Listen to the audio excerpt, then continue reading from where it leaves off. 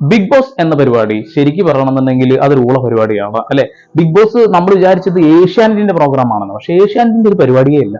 അതൊരു third party, ഒരു team ഉണ്ടാക്കുന്ന ഒരു പരിപാടി. അത് പണം കൊടുത്ത് ഏഷ്യാനെറ്റ് വാങ്ങി സംപ്രേഷണം ചെയ്യുന്നു. അപ്പോൾ ഏഷ്യാനെറ്റിനും അതിൽ പങ്കില്ല എന്നൊന്നല്ല പറയുന്നത്.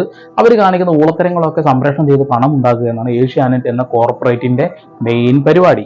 ഓക്കെ, ഇപ്പൊ അതാ അഭിഷേക് എന്ന ഒരു മനുഷ്യന് അതിൽ നിന്നും പുറത്തായ സമയത്ത് അദ്ദേഹം എന്തുകൊണ്ട് പുറത്തായി എന്ന് നമുക്ക് അറിയില്ലായിരുന്നു. കാരണം വോട്ട് കുറവായിട്ട് പുറത്തായി എന്നുള്ളതാണ് പറയുന്നത്. പക്ഷെ വോട്ട് ഒരു മാനദണ്ഡമല്ല ആ ഒരു ബിഗ് ബോസിൽ എന്ന് നമുക്ക് തന്നെ അറിയാം.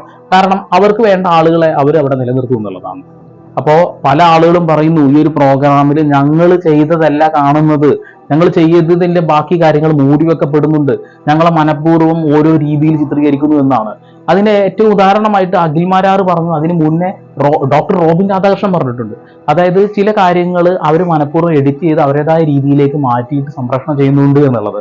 നമ്മൾ പറഞ്ഞ പല വാക്കുകളും കട്ട് ചെയ്ത് അങ്ങോട്ടും ഇങ്ങോട്ടും മെർജ് ചെയ്ത് ഏകീകരിച്ചിട്ട് നമ്മളിലേക്ക് എത്തുമ്പോൾ അത് വേറെ എന്തൊക്കെയോ ആയി മാറുന്നു എന്നുള്ളതാണ്.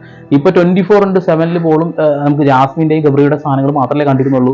അപ്പൊ തന്നെ മനസ്സിലാക്കാം 10-20 കോണ്ടസ്റ്റന്റ് ഉണ്ടായിരുന്ന ഈ ഒരു പരിപാടിയിൽ എന്താ ഇവരെ മാത്രം കാണിക്കുന്നത് എന്ന്.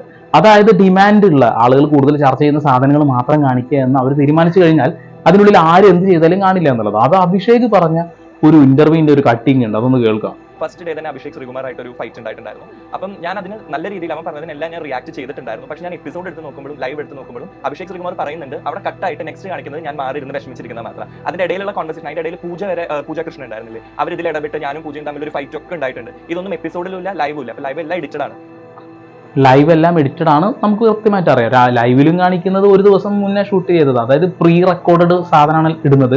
ലൈവ് എന്ന് പറയുന്ന പരിപാടി അതിന് പറയാൻ കഴിയില്ല എന്നുള്ളതാണ്. അതായത് ഒരു എപ്പിസോഡ് കണ്ടു എന്നേ പറയാൻ പറ്റുള്ളൂ, ലൈവിലല്ല. ഓക്കെ, അപ്പോൾ ഇവർ റിയാക്ട് ചെയ്ത കാര്യങ്ങളൊക്കെ ഒഴിവാക്കുന്നു. ചില ആളുകൾ പറഞ്ഞ ഭാഗങ്ങൾ കട്ട് ചെയ്ത് മെർജ് ചെയ്ത് നമ്മളിലേക്ക് എത്തിക്കുന്നത് വേറെ രീതിയിലാണ്. ഒരുപക്ഷെ അഭിഷേകിനെ നമ്മളെ കണ്ണിൽ കാണുന്ന രീതി ചിലപ്പോൾ ഇദ്ദേഹത്തിന്റെ ലൈഫ് തന്നെ മാറി മറിയുന്ന രീതിയിലേക്കാണ് ഇത് സംപ്രേഷണം ചെയ്യപ്പെട്ടിട്ടുണ്ട്. ഇപ്പോൾ സിബിനെ എന്താക്കി, സിബിന് ഭ്രാന്തൻ എന്ന രീതിയിലേക്ക് ആര് മുദ്ര കുത്തുന്നു?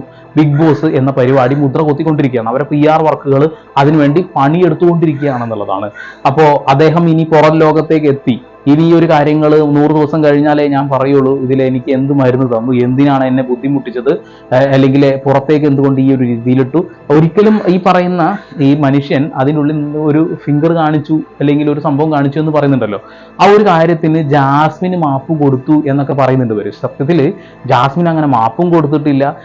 എന്താണ് സിബിനും തമ്മിലുള്ള ഈ ഒരു വാക്കേറ്റത്തിൽ വേറൊരു രീതിയിലേക്ക് പോവുകയും ചെയ്തിട്ടുണ്ട്. അതൊന്നും നമ്മൾ കണ്ടിട്ടില്ല എന്നുള്ളതാണ്. ഇപ്പോ നമ്മുടെ ഈ സിബിനെതിരെ വലിയ രീതിയിലുള്ള ഒരു ഭീഷണി വരുന്നുണ്ട് എന്നാണ് അദ്ദേഹം തന്നെ പറയുന്നത്. സിബിന്റെ വീഡിയോ ഞങ്ങൾ പുറത്തുവിടും. സിബിൻ ഇതിനപ്പുറം മാനസിക വിഭ്രാന്തി ഉള്ളവനാണെന്ന് ചിത്രീകരിക്കുന്ന രീതിയിലുള്ള വീഡിയോസ് ഞങ്ങൾ പുറത്തുവിടും. അവനെ മാനസികമായിട്ട് ഞങ്ങൾ നശിപ്പിച്ചു കളയും. ഞങ്ങൾ പലതും പുറത്ത് വിട്ടിട്ടില്ല, ഞങ്ങളത് ചെയ്യും. അതുകൊണ്ട് അവനോട് മിണ്ടാതിരിക്കാൻ പറയൂ. ഇന്നും വന്നു. ഇന്ന് ഈവനിങ്ങും എൻ്റെ ഒരു സുഹൃത്തുണ്ട്, സാംസൺ സിംഗറാണ്. അദ്ദേഹത്തെ ഒരു ബിഗ് ബോസുമായി ഏറ്റവും അടുത്ത് നിൽക്കുന്ന, എൻ്റെ മോൾ ഷൈൻ്റെ ഏറ്റവും അടുത്ത് നിൽക്കുന്ന ഒരാൾ വിളിച്ചിട്ട് ത്രറ്റ് ചെയ്തു. ഞാൻ എവിടെ പറഞ്ഞു 100ാം ദിവസം ഞാൻ വീട്ടിൽ തുറന്ന് പറയുന്നു. എന്നാൽ 100ാം ദിവസം നിന്റെ വീഡിയോ വെളിവിടുമായിരുന്നു. ഓക്കെ, 100ാം ദിവസം ഇദ്ദേഹം തുറന്നു പറയുകയാണെങ്കിൽ നിന്റെ വീഡിയോ പുറത്ത് വിടും എന്ന് പറയുന്നതിന് മാത്രമായിട്ടുള്ള എന്ത് വീഡിയോ ആണ് അവിടെ ഉണ്ടാവുക? ഇയാൾ വിഭ്രാന്തി കാണിച്ചു, ഭ്രാന്തനാണ് എന്ന് ചിത്രീകരിക്കുക. അപ്പോൾ ഒരു സമൂഹത്തിന് ഒരു ഗുണവുമില്ലാത്ത ഇത്തരം പരിപാടികൾ ഏഷ്യാനെറ്റ് പോലെയുള്ള TV ചാനലുകൾ സംപ്രേഷണം ചെയ്യുന്നത് തന്നെയാണ് ഏറ്റവും വലിയ വിഡ്ഢിത്തരമായിട്ട് എനിക്ക് തോന്നിയിട്ടുള്ളത്. കാരണം ഇങ്ങനെ ഒരാളുകളുടെ കരിവാരിത്തേക്കാനും ജീവിതം കുട്ടിച്ചോറാക്കാനുമാണ് ഞങ്ങൾ ചെയ്യുന്നത്, ഞങ്ങൾ കോർപ്പറേറ്റ് വലിയ സംഭവമാണ് എന്ന് പറയുന്ന ഇത്തരം പരിപാടികൾ ആളുകൾ കാണാതിരുന്നത് തന്നെ ഇവരുടെ അഹങ്കാരം അങ്ങ് കുറയും. പക്ഷെ എന്ത് ചെയ്യാനാണ്, ആളുകൾക്ക് എപ്പോഴും വേണ്ടത് എന്താ? നെഗറ്റീവായിട്ടുള്ള കാര്യങ്ങൾ കാണുക എന്നുള്ളതാണ്. മറ്റുള്ള ആളുകളുടെ ജീവിതത്തിലേക്ക് ഒളിഞ്ഞു നോക്കുന്ന ഒരു സംഭവം. ഇതിപ്പോൾ ഒളിഞ്ഞു നോക്കണ്ട, നേരിട്ട് നമുക്ക് കാണിച്ചു തരുന്നു.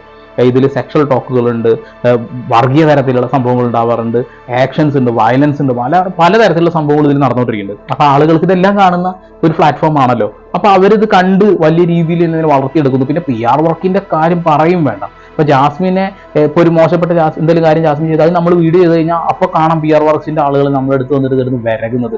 അത്രേ ഉള്ളൂ. ബുദ്ധിയും വിവരവും ഇല്ലാത്ത കുറെ മണഗുണാഞ്ചന്മാരാണ് ഈ ഒരു പരിപാടിയെ നിലനിർത്തുന്നുള്ളതാണ്. ഇതായിരുന്നു ഭീഷണി. എന്ത് വീഡിയോ ഇവിടെ ആൾക്കാർ എന്നോട് ചോദിക്കുന്നറിയോ, എങ്ങനെയുണ്ട്? ഇപ്പൊ എന്റെ വീഡിയോസിന്റെ താഴെ ഒന്ന് ചോദിക്കുന്നത് അസുഖം മാറിയോ, ഭ്രാന്തിനുള്ള മരുന്ന് കഴിക്കുന്നുണ്ടോ? ഇവർക്ക് ഇതിൽ കൂടുതൽ നിങ്ങൾ എന്താ ഇനി ചെയ്യാൻ പോകണം? മിസ്റ്റർ എൻ്റെ മോൾ ഷെൻ. ഓൾറെഡി നിങ്ങൾ 2 ദിവസത്തെ എപ്പിസോഡിൽ നിങ്ങൾ ട്രെയിലറിലും പ്രൊമോയിലായിട്ടൊക്കെ വിട്ട് ഞാൻ മതിൽ ചാടി കിടക്കാൻ ശ്രമിക്കുന്നു, സാധനങ്ങൾ ഗ്ലാസ് അടിച്ച് പൊട്ടിക്കാൻ. ഞാൻ എവിടെ പറഞ്ഞു ഗ്ലാസ് അടിച്ച് പൊട്ടിക്കുന്നു? ഗ്ലാസ് അടിച്ച് പൊട്ടിക്കണോ? ഇവിടെ ആരെങ്കിലും ഫിസിക്കൽ അസോൾട്ട് ചെയ്യണോ എന്നാലേ നിങ്ങൾ എന്നെ കൺഫ്യൂഷൻ റൂമിലേക്ക് വിളിക്കുള്ളൂ. ഈ ചോദ്യമാണ് ഞാൻ ചോദിച്ചത്. ഇതിനെ ഞാൻ കംപ്ലീറ്റ് ചെയ്തോ. ഇതിനെ വന്നത് വേറെ രീതിയിലാണ്. ഇപ്പൊ ഞാൻ ആ ബിഗ് ബോസ് എന്ന് പറഞ്ഞാൽ അതിൽ പ്ലാസ്റ്റർ ഓഫ് മാരീസ് ആണെന്ന് എനിക്കറിയാം. ഞാൻ അവിടെ പോയി ഒരു സാധനത്തിൽ ഇങ്ങനെ പിടിച്ചേ ഉള്ളൂ. പക്ഷേ അത് കഴിഞ്ഞിട്ട് ഇവർ ഇമീഡിയറ്റ്ലി കാണിച്ച ഷോട്ട് ആ മതിലൊരു ഷോട്ടാണ്. അത് ജനങ്ങളിലേക്ക് ഇട്ട് കൊടുക്കണം. അവൻ കയറി പോകാൻ പോവുകയാണ്. പൊട്ടനാണ്. എനിക്കതിൽ കയറി അത് പ്ലാസ്റ്റർ ഓഫ് പാരീസ് ആണെന്ന് അവിടെ അങ്ങനെ കയറി പോകാൻ പറ്റില്ലെന്ന് എനിക്കറിയാം. ബിക്കോസ് ഞാൻ ഓൾറെഡി EVP-യിൽ കുറേ ഷോസ് ചെയ്തിട്ടുള്ളതാണ്. ഓക്കെ, അപ്പോൾ പൊട്ടനെ എന്താ പറയുക മറ്റേ സാധനമാക്കാനും മറ്റേതിന് ഇന്ന സാധനമാക്കാനും കഴിയുന്ന ഒരു പരിപാടിയാണ് ബിഗ് ബോസ്. ഓക്കെ, അപ്പം നമ്മൾ ഇരുന്ന് കണ്ട സാധനങ്ങളേ അല്ല ഇത് എന്നുള്ളതാ. ഇപ്പം മനഃപൂർവ്വം ജാസ്മിൻ്റെ കുറച്ച് കട്ടിങ്സ് നമ്മൾക്ക് കിട്ടാറുണ്ട് അല്ലേ. അതായത് കുളിക്കില്ല എന്ന് പറയുന്ന സാധനം ഹൈലൈറ്റ് ചെയ്യുന്നു, അവന് ബൂക്കില്ല സാധനം എടുത്തിരുന്നതും അതൊക്കെ വേണമെങ്കിൽ അവർക്ക് കട്ട് ചെയ്ത് ഒഴിവാക്കാം. പക്ഷേ ഈ ജാസ്മിനെ എതിരെ സംസാരിക്കുന്ന നെഗറ്റീവ് പറയുന്ന ആളുകളുടെ വ്യൂവർഷിപ്പ് പോലും ഇവർക്ക് വേണം. അതുകൊണ്ട് ആ ഒരു സാധനം എടുത്ത് കാണിക്കും. ഇപ്പൊ ജിൻഡോയെ പല രീതിയിൽ ആക്രമിക്കുന്നുണ്ട് അല്ലെ. ഇത് വേണമെങ്കിൽ ഇവർക്ക് കാണിക്കാതിരിക്കാം. പക്ഷെ ജിൻഡോയെ സപ്പോർട്ട് ചെയ്യുന്ന ആളുകൾ ഇത് കണ്ട് ഇതിനെതിരെ കമന്റ് ചെയ്തുകൊണ്ടിരിക്കും. അപ്പോൾ ഇവർക്ക് വേണ്ടത് ഇതിലെ കോണ്ടസ്റ്റൻസിനെ ഇവർ സെലക്ട് ചെയ്ത് വെച്ചിട്ടുണ്ടാവും. അവരെ ഹൈലൈറ്റ് ചെയ്ത് വെച്ച് അവരെ ഈ സമൂഹത്തിന്റെ മുന്നിലേക്ക് കാണിക്കാനുള്ള ശ്രമം നടത്തുക എന്നുള്ളതാണ്. ഇങ്ങനെയാണെങ്കിൽ ശരിക്കും പറയുകയാണെന്നുണ്ടെങ്കിൽ അവർ തീരുമാനിച്ചു വെച്ചിരിക്കുന്ന ജാസ്മിൻ എന്ന കോണ്ടസ്റ്റന്റിന് ഫസ്റ്റ് പ്രൈസ് കൊടുക്കാൻ വലിയ ബുദ്ധിമുട്ടൊന്നുമില്ല എന്നുള്ളതാണ്. നമുക്കിത് ഇതിൽ നിന്ന് കൃത്യമായി വായിച്ച് കഴിഞ്ഞു നമ്മളത്. കാരണം കുറേ വട്ടം ഫിസിക്കൽ അസോൾട്ട് നമ്മളുടെ ഇവനെ ജിൻഡോ ചെയ്തിട്ടുണ്ട്. അതുകൂടാതെ തന്നെ വൃത്തികേടുകൾ ഒരുപാട് പറഞ്ഞിട്ടുണ്ട്, വൃത്തിയില്ലായ്മ കാണിക്കുന്നുണ്ട്. ഇതൊക്കെ കാണിച്ചു കൂട്ടിയിട്ട് അവരെ നിലനിർത്തുന്നത് എന്തുകൊണ്ടാണ് നമുക്ക് വ്യക്തമായിട്ട് അറിയാം. അത് അതിന് തന്നെ ആകാം.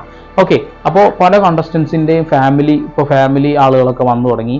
ഇത് ഏകദേശം കഴിയാറായല്ലോ. അപ്പോൾ അതിൻ്റെ ഭാഗമായിട്ട് അവരൊക്കെ വന്ന് ഓരോ കാര്യങ്ങളും ചർച്ച ചെയ്യുക. അതിന് മുന്നിൽ അപ്സരയുടെ കുറച്ച് കാട്ടിക്കൂട്ടൽ, ജിൻഡോയെ അതിൻ്റെ ഉള്ളിലിട്ടിട്ട് മാന്തിപ്പൊളിക്കൽ, അങ്ങനെ പലതരത്തിലുള്ള സംഭവങ്ങൾ നടന്നുകൊണ്ടിരിക്കുന്നുണ്ട്. ശരിക്കും പറയണമെന്നുണ്ടെങ്കിൽ ഈ ഒരു സീസണോട് കൂടിയിട്ട് ഇത് അവസാനിക്കാനുള്ള ഒരു സാധ്യത കാണുന്നുണ്ട്. പലതരത്തിലുള്ള കേസുകളും കോടതിയിൽ പോകുന്നു, പല കോണ്ടസ്റ്റൻസ് രംഗത്ത് വരുന്നു, പകിൽമാരാർ പറഞ്ഞ വാദവുമായി ബന്ധപ്പെട്ട് ഇതിലൊരു അന്വേഷണം വരുന്നു.